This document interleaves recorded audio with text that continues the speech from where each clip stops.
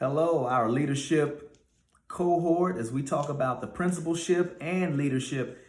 Today, we're going to just be focusing on equity-centered leadership for our principals, especially those aspiring to be some of the best and most effective school leaders.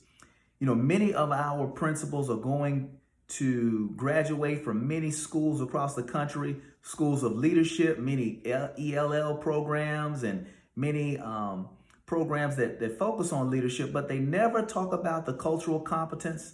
They never mention issues on bias. They never mention issues on race and just becoming more reflective and aware of who you are. June Rimmer has some research and an article talking about developing principals as equity-centered instructional leaders. It's by June Rimmer. Published in 2016. She is a personal coach that I had years ago, and she also helped visit classrooms here in Memphis with me many years ago, and she coached me around equity-centered leadership. So I have a research article, a brief I want to just share with you, and we talk about a few things. First, we know with the research, with our Black and brown children, 4 consecutive years of a high quality, effective teacher will close the gaps in student achievement. But they have to have 4 consecutive years. Our children, especially our most historically underserved, they need to have 4 consecutive years of high quality teaching. We also know, looking at this work, that to ensure equity-centered leadership, she has on her second page, among school factors, the teacher is the most influential on student achievement. The principal, they account for 25% of student achievement. That's according to the research from Leithwood, Seashore, Anderson, and Wallstrom. But to ensure, we must have a high-quality teacher in every classroom for our students. That principal is key in selecting those teachers.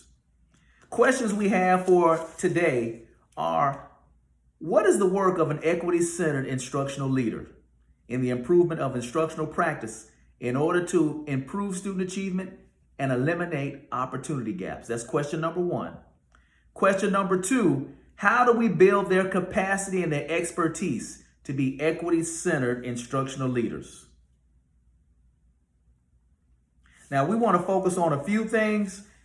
4 dimensions of instructional leadership. I want to have them up here. The 4 keys to instructional leadership. 4 keys to instructional leadership. And Rimmer points them out: having a vision, mission, learning focused on culture. You have to improve your instructional practice. How do you allocate your resources? Where do you spend your money when you're talking about equity? Who's in the room when you're trying to spend your money? And also the management of systems and processes for our leaders. So we talk about vision, mission, learning, focus, culture. Culture is the way we do things around here. The question is, around here, what do you focus on? Well, I'm going to say this. Around here, we focus on diversity. We look at diversity and ethnicity, and culture, and gender, and language, and who's valued around here. Also, around here, we engage and we positively look for and listen to one another's stories. What is the story coming from that person? Not from my lens, but what is the story they have? Also, around here, we strive for excellence in student work. The work on the desk is the most important feature in a classroom.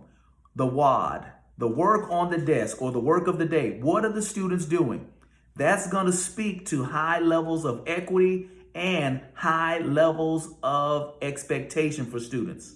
And we talk about culture around here. We have shared responsibility for achieving the goals of all of our students. Now, this is the reading that we have that we're going to embark upon tonight. But I also want to go over one more thing with you. When we talk about being an equity-centered instructional leader, you have to understand the social, the cultural, and the political aspects of leadership. In this day and age, in the 21st century, in 2021, we have to focus as an equity-centered leader on social, political, and cultural issues. Petty says, in 2015, Petty said, school leaders must be aware of and attentive.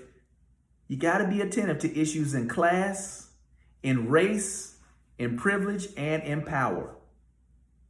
And how do those implications for policy and practice, how are they informed by your lens of power, privilege, race, and class?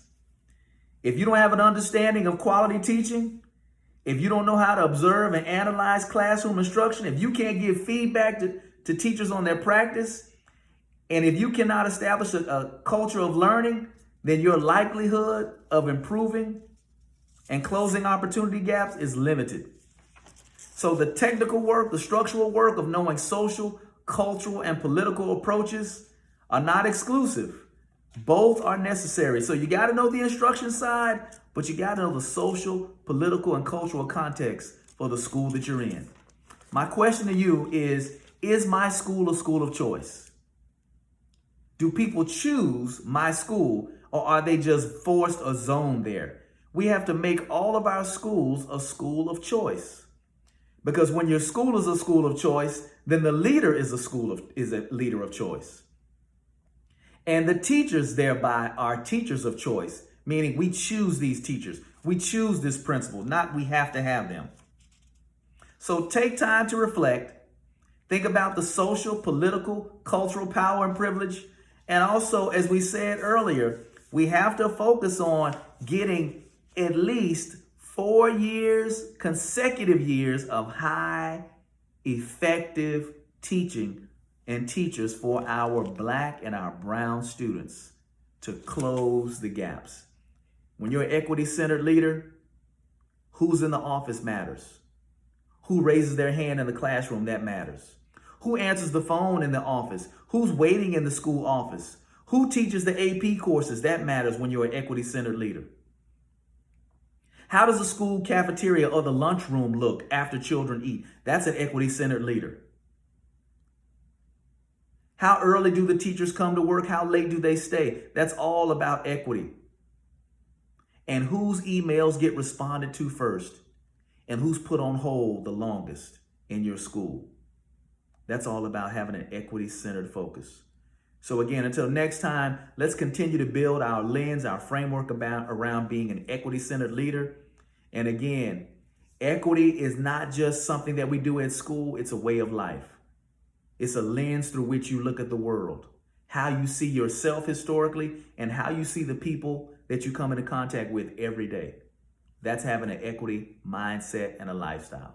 Until then, thank you for participating. Thank you for joining. We want to be mindful of the time, and we hope to get you back in our next session as we deal with the 21 leadership responsibilities of effective leaders.